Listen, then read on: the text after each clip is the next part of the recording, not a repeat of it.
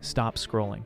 What you're about to hear sounds completely fake, but every detail is real. December 1900. A supply boat finally reaches Flannan Isle, a tiny rock off the Scottish coast. The lighthouse is still running. The lamp is trimmed. The log is filled out. But the three keepers inside?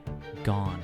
Watch till the end because this gets deeply unsettling. The table was set for a meal that nobody ate.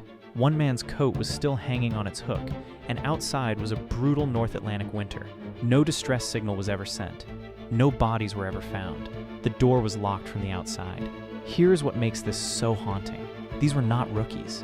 James Ducat, Thomas Marshall, and Donald MacArthur were experienced, professional men. Whatever happened, it hit all three of them at the exact same moment. Fast enough that nobody grabbed a coat, nobody knocked over a chair, nobody left a single sign of panic. The lighthouse just kept flashing, doing its job, like nothing happened at all.